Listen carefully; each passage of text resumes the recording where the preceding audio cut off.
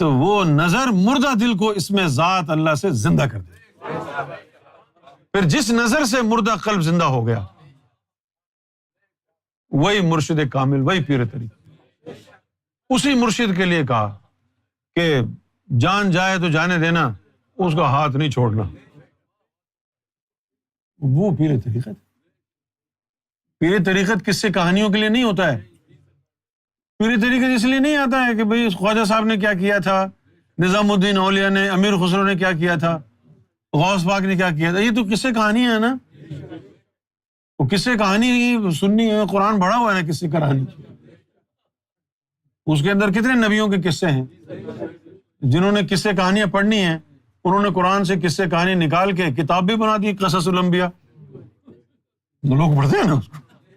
اب کہانیاں پڑھنے سے کیا ہوتا ہے؟ بھئی تو بادشاہ کی کہانی پڑھتا رہے بادشاہ بن جائے گا؟ نہیں بن سکتا نا. نبیوں کی کہانی پڑھتا رہے نبی بن جائے گا؟ ولیوں کی کہانی سنتا رہے ولی بن جائے گا؟ نہیں بنے گا نا. پھر کیا کرنا پڑے گا؟ یہ راستہ اختیار کرنا. جس طرح خواب ہوتا ہے، دکھایا کچھ اور جاتا ہے، مانا کچھ اور ہوتا ہے نا. جو خواب ہوتا ہے دکھایا کچھ اور جاتا ہے، اس کا مانا کچھ اور ہوتا ہے. اسی طرح قرآن کے اندر آیتیں بھی دو طرح کی ہیں. ایک آیت بینات ہیں اور ایک آیات جو ہیں وہ متشبیہات ہیں. متشبیہات آیات کا جو مطلب ہے وہ یہ ہے کہ وہ الفاظ کچھ اور ہیں، اس کا معنی کچھ اور ہے. اب بڑے بڑے علماء نے، بڑے بڑے فقراء نے فاذکرونی اذکرکم کو آیات بینات میں شامل کیا، لیکن ہم نے جب لوح محفوظ دیکھا تو یہ غلط بات ہے. یہ آیات مبینات میں سے نہیں ہے، بینات میں سے، یہ آیات متشبیہات میں سے ہے. اب وہ شبیہ کس کی ہے؟ اب یہ آیت جو ہے متشبیہات میں سے کیسے ہوئی؟ ایسے ہوئی نا کہ ہم یہ سوچتے تھے فاذکرونی اذکرکم، تو میرا ذکر کر، اذکرکم میں تیرا ذکر کروں گا. تو ہم یہ سوچتے تھے کہ جب ہم بولتے ہیں اللہ اللہ اللہ تو اللہ ہمارا نام لیتا ہوگا. پھر ہم کو یہ خیال آیا کہ اللہ اگر ہمارا نام لیتا ہوگا تو یہ تو اس کی بےزتی ہے. ملائکہ فرشتے کیا سوچیں گے، یہ کس کا ذکر کر رہا ہے، یہ کس کا ذکر کر رہا ہے. تحقیق کی تو سرکار نے اس مقام پر پہنچایا کہ جا کے دیکھو. تو جانے کے بعد پتہ چلا اس کا مطلب یہ نہیں ہے. اس کا پورا مطلب کیا ہے کہ فاذکرونی، کہ تو ذکر کر کر کے نور بنا اور میری طرف بھیج. فاذکرونی، جب تو میرے ذکر سے نور بنا کے میری طرف بھیجے گا، اذکرکم تو میں اپنا نور تیری طرف بھیجوں گا نا. تم میری طرف نور بھیج، اللہ ہوگا، میں تیری طرف نور بھیجوں گا. بیچ میں آ کے جب مل جائیں گے دونوں لکیریں وہ حبل اللہ بن جائے گی. یہ آیت متشبیہات میں سے.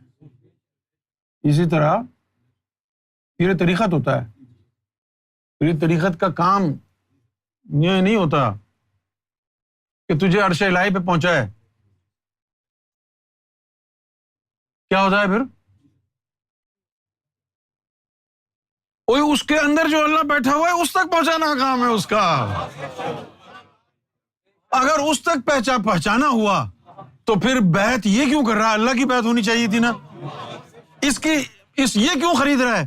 وہ یہ اس لیے خرید رہا ہے نا کہ اس کے اندر جو اللہ ہے اس تک پہنچانا ہے اس نے، جو اس کے اندر بیٹھا ہوا ہے. اب جیسے تم ہو، تم سرکار کے ماننے والے ہو نا. جب سرکار غیبت میں چلے گئے تو تمہارا رابطہ کٹ گیا. اب سرکار تو غیبت میں ہے، سرکار تو غیبت میں، تم پہنچ ہی نہیں سکتے، تم پہنچ ہی نہیں سکتے. جیسے محلے میں بجلی چلی گئی، ایک بندہ بڑا امیر و کبیر، اس نے اپنے گھر میں جنریٹر لگائے ہوئے. تمہارے گھر بجلی چلی گئی، جب آئے گی تو دیکھی جائے گی نا. تم آئے اس کے پاس کہ جی جب تک ہماری بجلی گئی ہوئی ہے ہماری کنیکشن دے دو. وہ کہے گا ٹھیک ہے جنریٹر سے لگا دیتے. جو اس کے پاس چلا گیا وہ بجلی جانے کے باوجود اس کے گھر میں اجالا ہو گیا. جس نے کہا جی میں اس کو مانتا ہی نہیں وہ اندھیرے میں بیٹھا ہوا.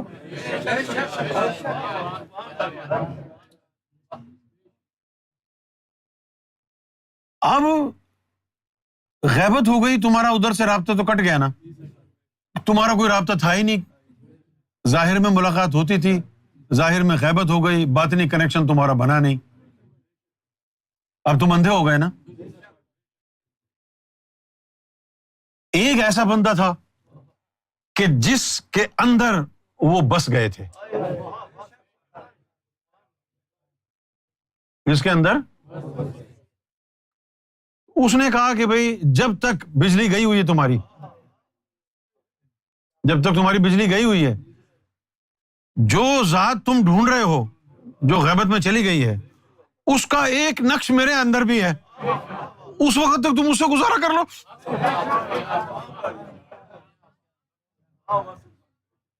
یہ جو نقش ہے وہ خود تو نہیں ہے یہ, لیکن وہ نقش تو اسی کا ہے نا. وہ خود تو غائب ہے, پتہ نہیں کدھر ہے. وہ خود تو غائب ہے نا, پتہ نہیں کدھر ہے ابھی, لیکن اس کا نقش ہے.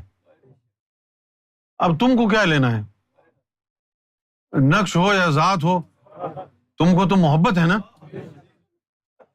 تم کو تو فیض سے مطلب ہے نا. نقش بھی اسی کا ہے, ذات بھی اسی کی ہے. کچھ نے کہا جی ہم کو تو ضرورت ہی نہیں کسی کے پاس جانے کی. جس کو ضرورت نہیں ہے جانے کی وہ اندھیرے میں بیٹھا رہے. جس کو اپنا گھر روشن کرنا ہے وہ جنریٹر والے کے پاس چلا جائے. بھئی ہمارے گھر تو شروع سے ہی بجلی تھی, کوئی شک نہیں, لیکن ابھی لائٹ گئی ہوئی ہے نا. ہم کہیں کیوں جائیں, ہماری تو کب سے گھر میں بجلی لگی ہوئی ہے. وہ بجلی لگی ہوئی تھی اب تو چلی گئی نا.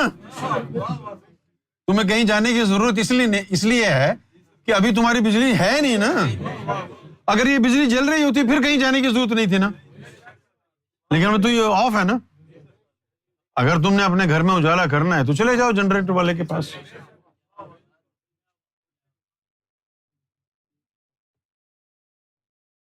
اس کے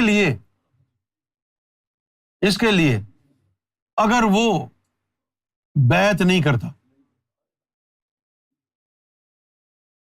اس کے لیے اگر وہ بیعت نہیں کرتا تو صرف قلب کو منور کرنے کی خاطر بیعت کر رہا ہے, جبکہ تو قلب کو منور کر بھی نہیں سکتا. جب وہ امام مہدی لوگوں کو بانٹ رہا ہے اور بیعت نہیں کر رہا تو صرف قلب کی مخلوق زندہ کرنے کے لیے بیعت کیسے کر سکتا ہے اس دور میں, اور کر بھی نہیں سکتا کسی کے قلب کو بیدار. اب اگر تم نے واقعی پیری کے مزے لینے ہیں, ابھی تم بیعت کرو گے تو جہنمی ہو جاؤ گے. اب سوال یہ ہے کہ تم بیعت کیوں کرنا چاہتے ہو.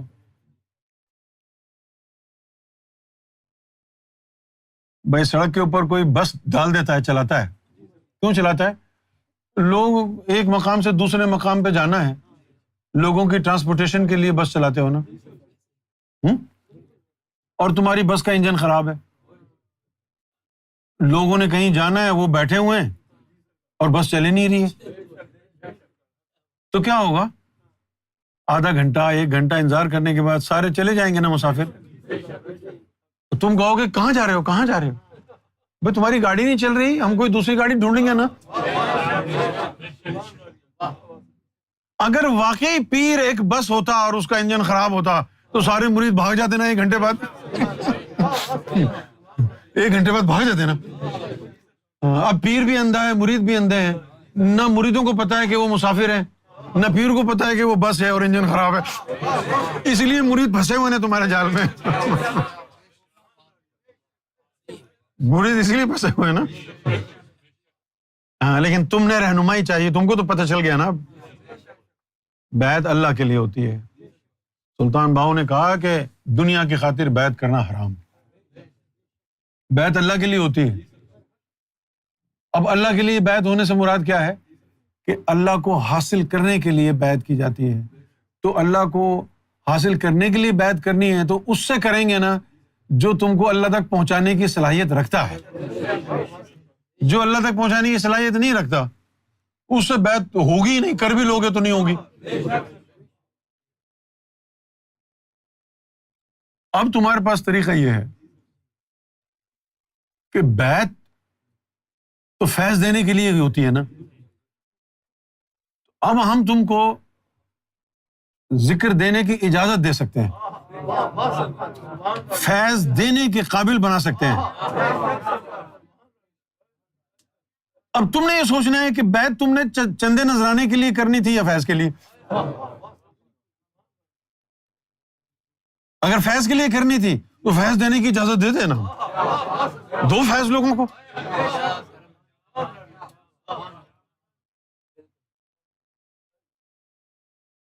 جو ہم تم کو طاقت دیں گے، اذن دیں گے، اس کے ذریعے کسی ایک کا قلب بھی بیدار ہو گیا تو اللہ کے یہاں تمہارا شمار اولیاء میں ہوگا.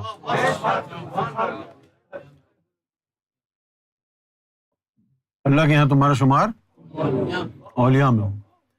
یہ امام مہدی سرکار گوھر شاہی کی زکوٰۃ اور خیرات ہے.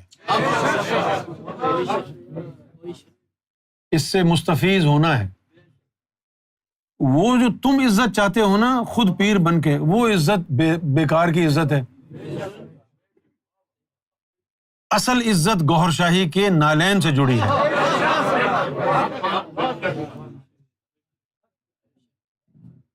تو اس عزت کو چھوڑو، اس عزت کو حاصل کرو. یہ کبھی ختم نہیں ہونے والی عزت ہے، یہ کبھی نہ ختم ہونے والی عزت ہے.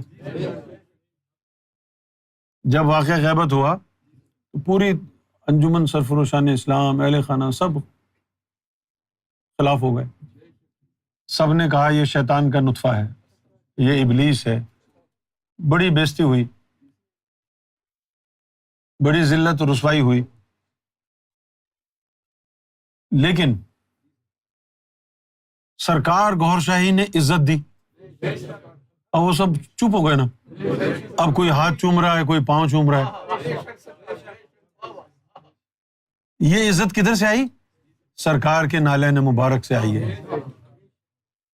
تم بھی آ جاؤ نا سرکار کے قدموں میں، یہاں عزت بھی ہے. عزت سرکار کے قدموں میں ہے. ہم کو اگر یہ بھیک ملی ہے سرکار کے نالین سے، تمہیں بھی ملے گی. آ جاؤ، اس سے بہتر کوئی چھتر چھاؤں نہیں ہے. سرکار کے جوتوں سے بہتر کوئی عرش نہیں ہے. وَتُعِزُّ مَن تَشَاءُ وَتُذِلُّ مَن تَشَاءُ. یہ عزت بٹ رہی ہے. بیعت کو چھوڑو، فیض کو دیکھو. یہ فیض جو ہے، اب آپ یہ کہیں کہ بھئی آپ کو اذن کس نے دیا؟ ارے اس کو بھی چولہے میں ڈالو بات کو. ہم جو اذن دے رہے ہیں اس سے فیض اگر ہو جائے تو سچی ہے نا. کیوں بھائی؟ ہم نے کہا کہ تو ذکر دیا کر. اگر ہم کو کہیں سے کچھ نہیں ملا تو ہمارے کہنے سے تجھے فیض دینے کی صلاحیت کیسے آئی؟